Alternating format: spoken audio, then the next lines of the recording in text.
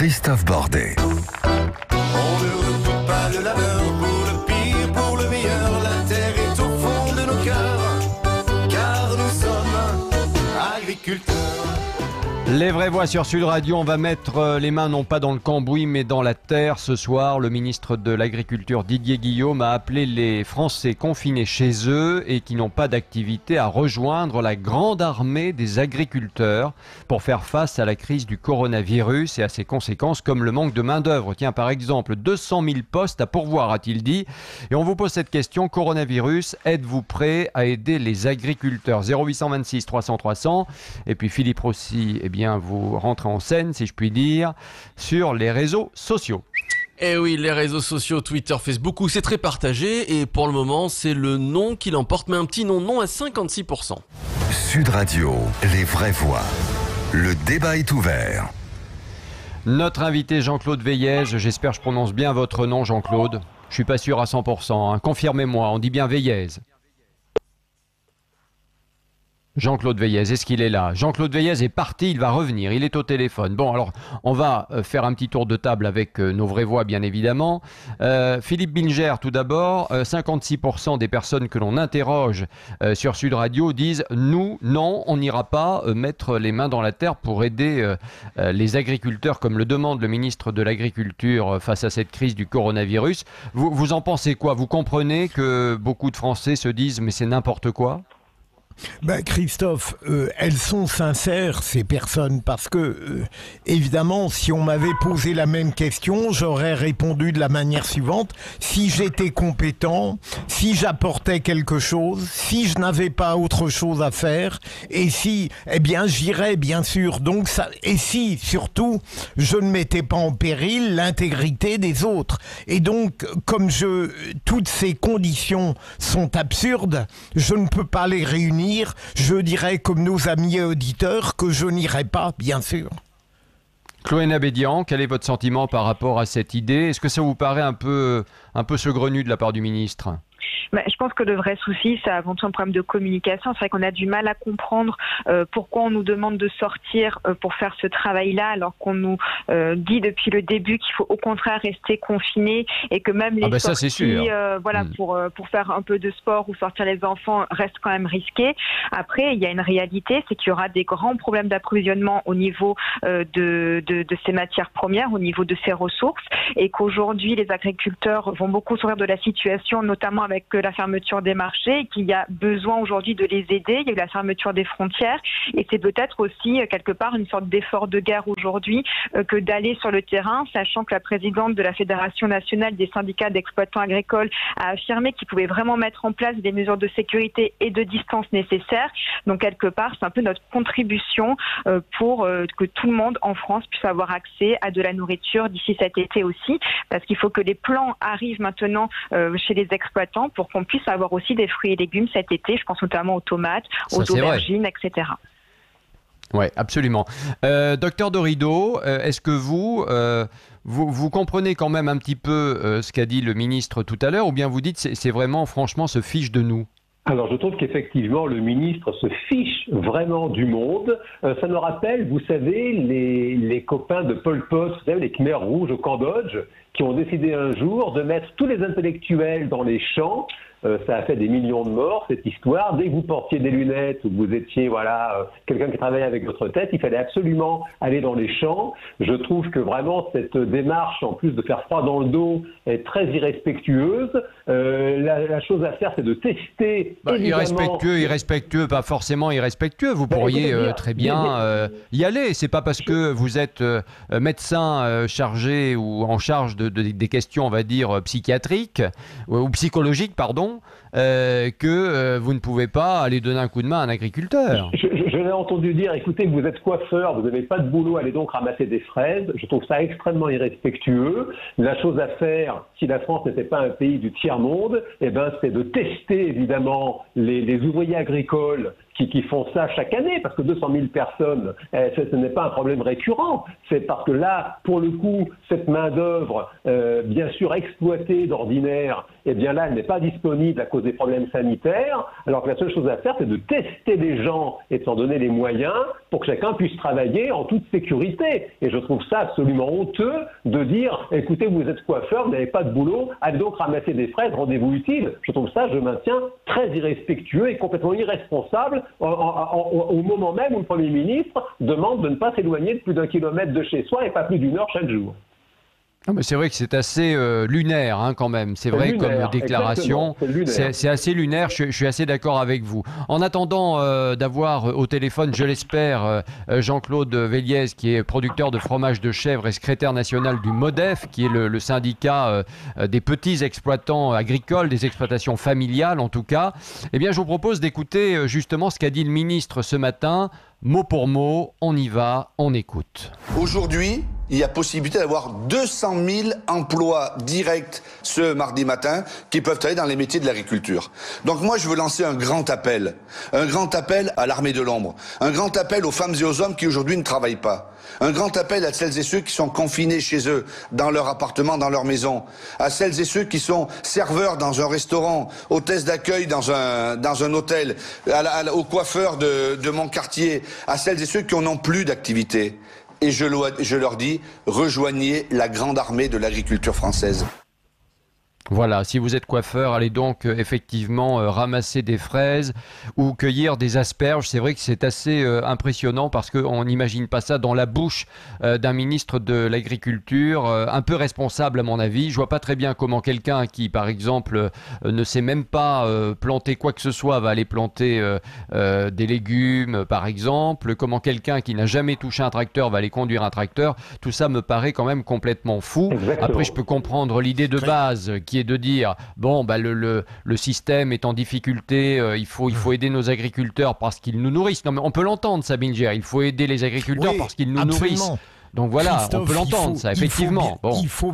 Il faut bien voir qu'on est, et pardon pour la banalité, dans une situation de crise exceptionnelle où presque désespérément des ministres ou d'autres cherchent des solutions qui peuvent apparaître en effet impraticables, mais je peux comprendre que parfois des idées complètement iconoclastes et peut-être choquantes surgissent dans une telle période.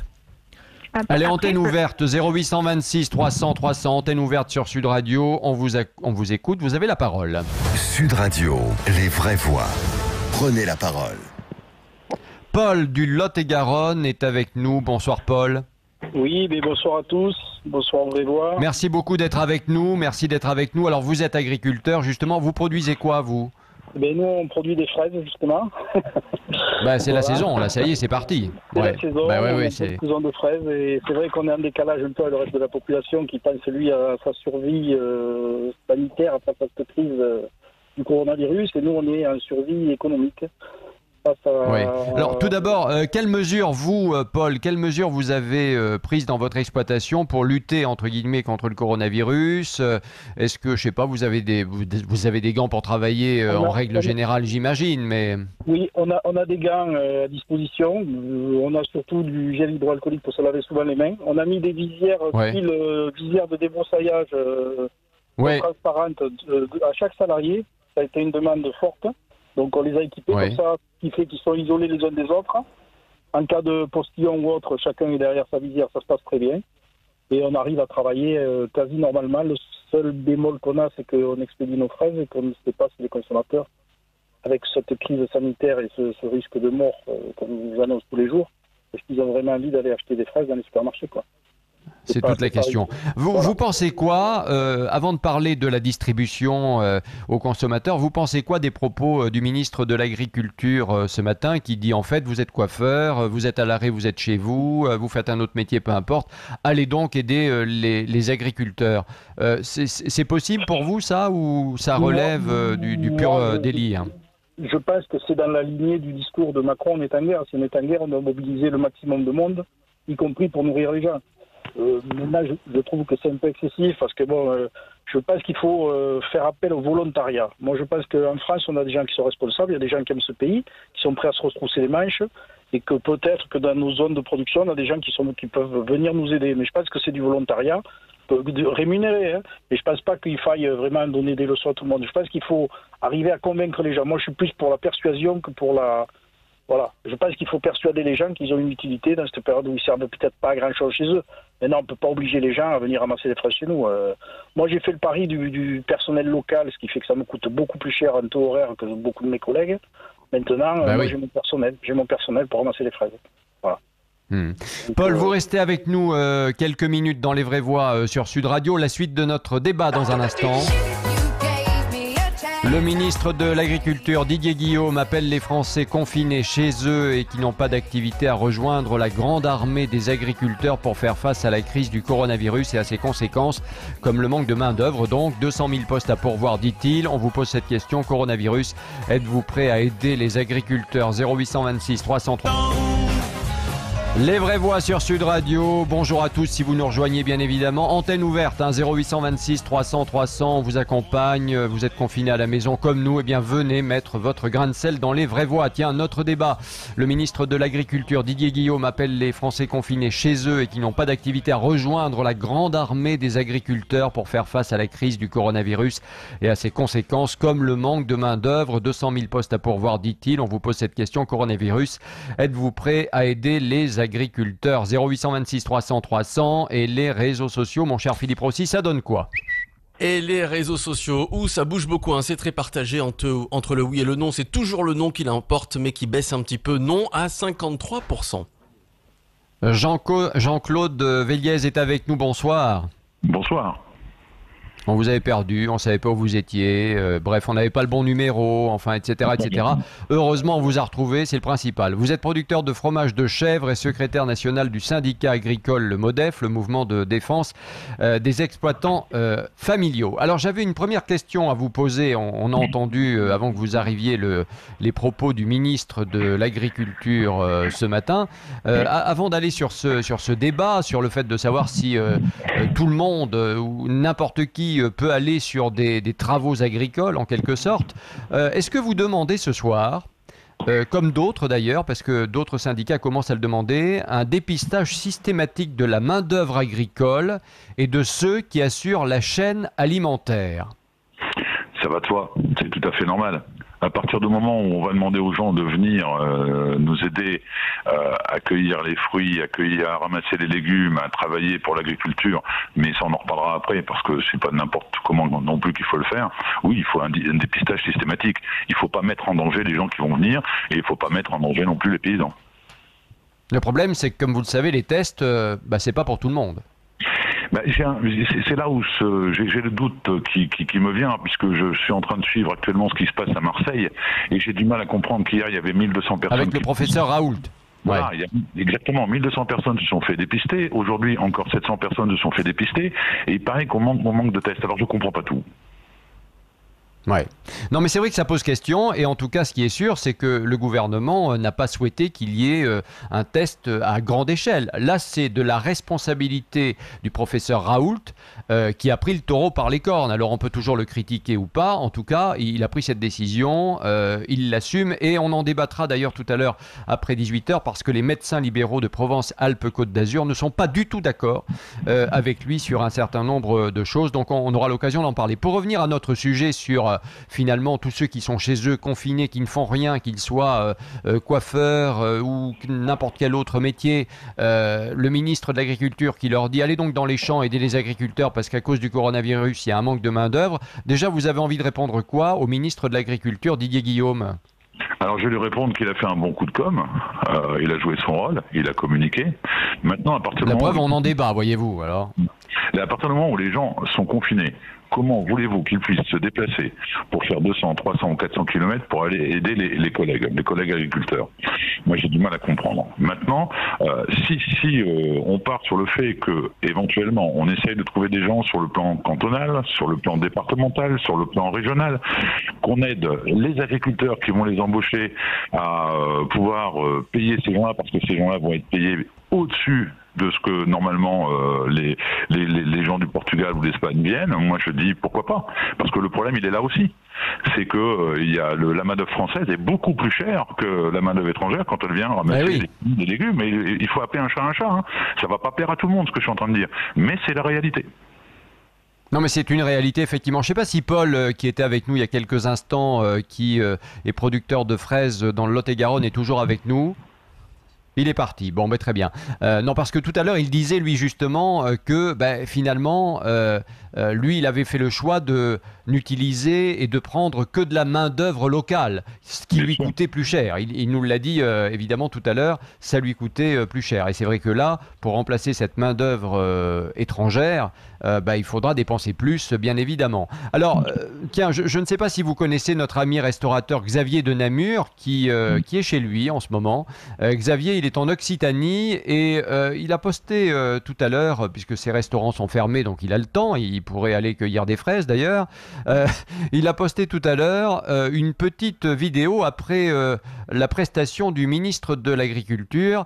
Écoutez plutôt ce qu'il a dit sur Facebook. Français, Françaises, citoyens, citoyennes, serveurs, serveuses, coiffeuses, hôtesses d'accueil, sortez de l'ombre ce matin. Didier Guillaume vous le demande sur BFM pour aller rejoindre la grande armée de l'agriculture française. Alors, effectivement, vous vous dites, tiens, c'est bizarre, on nous a demandé de nous confiner et là, tout d'un coup, on nous demande de ressortir. Bah oui, nous sommes dirigés par des confinements choisis. Et alors, Didier Guillaume en fait partie. Et il vous demande, vous qui n'y connaissez strictement rien en agriculture, puisqu'en ce moment, on est en pleine saison plutôt des plantations, des labours, etc. Est-ce qu'il y en a un qui sait conduire un tracteur? Moi, je connais pas. Est-ce qu'il y en a un qui sait diriger une herse? Moi, je connais pas. Alors bref, je sais pas faire ça. Moi, je suis restaurateur. Un restaurateur de la République, certes, mais restaurateur seulement.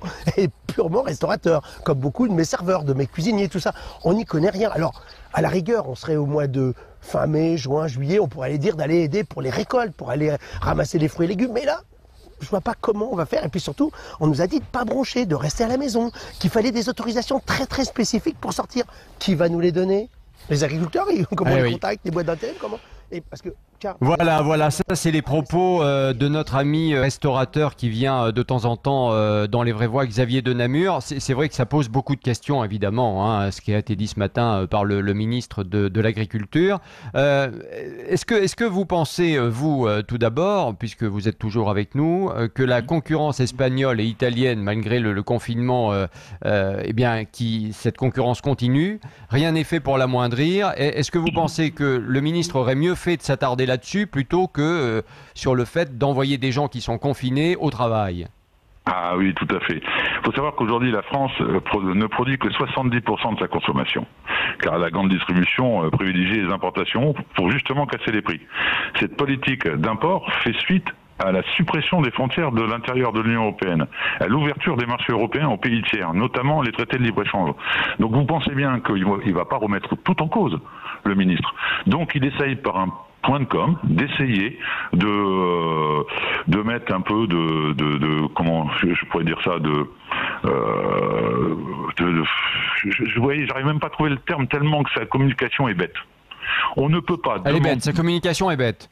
Ah oui, pour moi, sa communication, mais ça veut rien dire. Demander à des coiffeurs, des serveurs de venir, et le restaurateur a tout à fait raison, de venir nous aider, mais ils ne connaissent pas le métier, ils ne savent pas comment il faut faire, il faudrait les former, et même pour ramasser, vous savez, même pour ramasser pour ramasser des légumes ou pour cueillir des fruits. Il y a une petite formation qui est donnée. Il faut expliquer aux gens comment on le fait. Ça se respecte un fruit, ça se respecte un légume. J'essaye pas de dire que il faut. Enfin, si on le fait pour des travailleurs étrangers qui sont mal payés, on peut le faire pour des Français qui n'y connaîtraient rien. Je veux dire, cette petite formation, c'est pas très grave en soi. Oui, là on est dans l'urgence. Pour certaines personnes, on est dans l'urgence. Vous prenez le cas des Landes ou vous prenez le cas de mon ami tout à l'heure du Lot-et-Garonne. On est dans l'urgence de devoir ramasser des fraises, de devoir ramasser les asperges. Donc le problème il est là. C'est que et puis il faut savoir une chose, c'est que ces travailleurs qui viennent de l'Europe, ce sont des travailleurs qui viennent régulièrement tous les ans. Ils savent comment il faut faire. Ah oui. Jean-Claude Valliez, que vont devenir Que vont devenir les 6000 tonnes de fraises, justement, du Midi, tiens, par exemple, les tonnes d'asperges, les kilos de fromage de chèvre que vous vendiez sur les marchés, puisque maintenant, un certain nombre de marchés vont se retrouver fermés. Là aussi, d'un côté, au niveau national, le Premier ministre annonce la fermeture des marchés et il laisse la possibilité aux préfets et aux maires de choisir de laisser ouvert ou pas. Donc c'est assez incompréhensible. Que vont devenir tous ces produits ? Écoutez, une bonne partie va être détruite, malheureusement, parce qu'on ne pourra pas tout donner. On va essayer de monter, nous au sein du MODEF, on est déjà en train de mettre une commission en place pour essayer de savoir tout ce qu'il y a de non vendu. On va essayer de faire quelque chose pour qu'on puisse les donner aux infirmières, etc., faire comme tout le monde, ce qui est tout à fait normal. Mais on ne pourra pas tout transporter parce que ça va demander une logistique énorme. Vous voyez, on avait tout à l'heure une jeune fille qui s'est installée l'année dernière en vache. Elle fait des yaourts, des fromages. Elle faisait que les marchés. Mais elle ne faisait pas de vente à la ferme, elle ne sait pas du tout ce qu'elle va faire de ses produits. Donc on va essayer de l'aider. Elle n'a pas le droit aux aides parce qu'elle n'a pas. Ça serait quand même malheureux de jeter tout ça. Hein. Et bien sûr, mais on va essayer de trouver le moyen de pouvoir ne pas les jeter, de pouvoir les donner à qui voudra bien les prendre. On va faire tout ce qu'il faut, vous inquiétez pas, parce que c'est aussi la valeur de notre travail. Et quand on donne, on donne la valeur de notre travail, donc on est remercié aussi. Donc on va faire tout ce qu'il faut pour pas jeter, mais il n'est pas sûr et certain qu'on ne jette pas. Mais vous savez, il y a encore plus important là-dedans, c'est que nous, on est en train de s'organiser. Ça prend du temps, mais d'autres, les groupes se sont déjà organisés. Je parle des groupes laitiers, je parle des coopératives. Certains ont anticipé et se sont déjà organisés.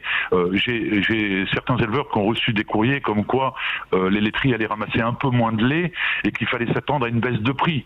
Et qu'il fallait s'attendre que le prix donné à la tonne de lait ne soit pas. Mais par contre, ces coopérateurs, ces affineurs, parce qu'on peut aller jusque-là, des gros affineurs, ces laiteries, qu'est-ce qu'elles vont faire ? Elles vont stocker, elles vont congeler du fromage, et puis au mois de septembre, elles vont remettre tout ça dans le circuit, etc., etc. Mais en attendant, on aura une baisse des prix, on aura une baisse de vente, et on aura eu des agriculteurs qui auront disparu. Parce que là... Alors Jean-Claude Véliez, on va parler de la suite des événements, évidemment, parce que la question qu'on se pose, c'est est-ce qu'il n'y a pas des exploitations qui vont mettre la clé sous la porte. Déjà que la situation était difficile, déjà que beaucoup d'agriculteurs vont jusqu'à mettre fin à leur jour, on se dit que la situation ne va probablement pas s'arranger. Avant de parler de ça, Intermarché, par exemple, a annoncé un plan média national pour sensibiliser les Français et les inciter à consommer plus de fraises, d'asperges françaises, ainsi que du poisson issu de la pêche française. C'est plutôt une bonne nouvelle. La grande distribution prête à vous aider à écouler vos produits aussi. Alors je vous invite à lire le communiqué de presse qui va paraître demain où nous exigeons que les produits français dans les GMS. Nous demandons au gouvernement de faire un décret pour obliger les GMS à acheter d'abord les produits français. Donc obliger les supermarchés à acheter d'abord les produits français. Bien sûr, parce qu'aujourd'hui, vous avez les GMS qui profitent un maximum de ce qui se passe en Italie et en Espagne. C'est quoi les GMS ? Je comprends pas.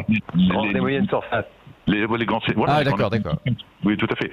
Qui profitent un maximum par leur groupement d'achat. Ils achètent en Italie à moindre prix, ils achètent en Espagne à moindre prix, et ça arrive dans les magasins, dans les grandes surfaces.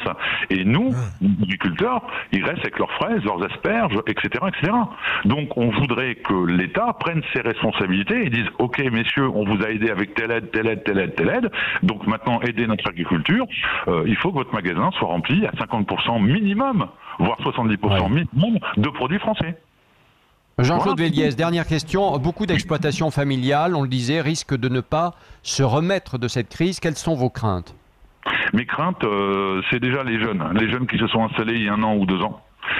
Qui ne comprennent pas ce qui leur arrive, qui ne comprennent pas le soutien qui leur a été promis, qui n'est pas fait par le gouvernement, parce que vous essayez de joindre les plateformes, on n'arrive pas à les joindre, on n'a pas les attestations de retour, on n'a pas les reports d'échéance, tout ce qui est dit actuellement au niveau des informations, que ce soit BFM ou autre, c'est du pipeau, on n'a pas de retour. Je vais vous dire, on a téléphoné à une banque tout à l'heure, qui nous a dit exactement ceci. Nous attendons que le décret soit passé au niveau du gouvernement pour pouvoir vous annoncer les aides que nous allons vous faire. Or, Aujourd'hui, nous avons des gens, les échéances de prêt sont déjà refusées, donc ils vont déjà être dans le rouge. Moi, je crains... Normalement, si on écoute le gouvernement, effectivement, il y a un conseil des ministres demain avec l'ensemble des aides économiques qui doivent être présentées, et notamment le chômage partiel et un fonds de garantie pour les indépendants. Oui, je suis entièrement d'accord avec vous, mais il faut absolument que les banques jouent le rôle et qu'elles mettent en application ce que le gouvernement leur demande. Pour l'instant, ce n'est pas fait. Parce qu'ils n'ont pas le décret. Et tant qu'ils n'ont pas le décret, ils ne pourront pas apporter la garantie des 90% de l'État sur les prêts de trésorerie qui doivent être faits. Ils ne pourront pas garantir au niveau des reports d'échéance, etc., etc. C'est que le problème, c'est que le gouvernement ne va pas assez vite. Voilà. Jean-Claude Véliès, vous restez avec nous, antenne ouverte dans Les Vraies Voix sur Sud Radio. Vous avez la parole, 0826 300 300. Sud Radio, Les Vraies Voix. Prenez la parole. Alex de Montpellier est avec nous. Bonsoir Alex. Allô Alex, une fois. Alex, deux fois. Alex, trois fois. Alex est parti. Il y a des jours comme ça au téléphone, ça fonctionne pas. Bon ben c'est pas grave, on va demander aux Vraies Voix, elle, ce qu'elle pense de tout ce qui vient d'être dit, parce que effectivement il y a beaucoup d'informations. D'abord il y a le fait que effectivement il faut que la grande distribution joue le jeu et qu'elle puisse prendre les produits des agriculteurs à condition de ne pas leur acheter 3 francs 6 sous quand même, parce qu'il y a un moment on peut pas acheter des produits au même prix que ce que l'on achète en Italie ou en Espagne, c'est juste pas possible. Sinon on crève en France, hein, pour être clair, parlons vrai, hein, voilà. Ensuite, effectivement, il y a les annonces du gouvernement qui sont attendues. Philippe Binger, vous pensez quoi de tout ça ?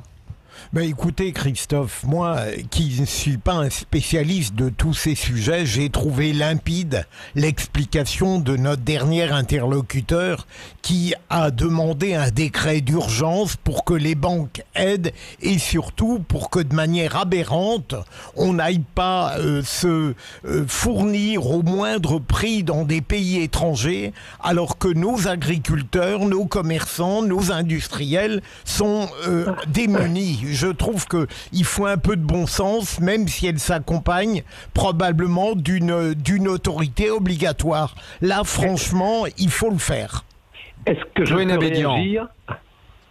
Oui, alors, Chloé Nabédian. Ce qui m'a un petit peu interpellée, c'était de voir justement que le discours était radicalement différent par rapport à la Fédération nationale des syndicats d'exploitants agricoles qui, eux, poussent justement à ce que ces 200 000 personnes dont ils ont besoin viennent sur le territoire, alors, enfin, en tout cas sur les exploitations. Pourquoi une telle différence du coup entre ces deux fédérations et surtout lorsqu'on va sur ce site-là pour pouvoir aider les agriculteurs, en aucun cas il est noté qu'on va nous conduire le tracteur. Il parle beaucoup surtout de la récolte et de la cueillette, je pense pour aider surtout ceux qui sont en train de cultiver les fraises et les asperges aujourd'hui. Et je me demande en quoi est-ce vraiment quelque chose de négatif si jamais les particuliers peuvent aider justement nos agriculteurs. Jean-Claude Véliès, vous répondez à Chloé Nabédian ? Oui, ben, je suis entièrement d'accord avec elle.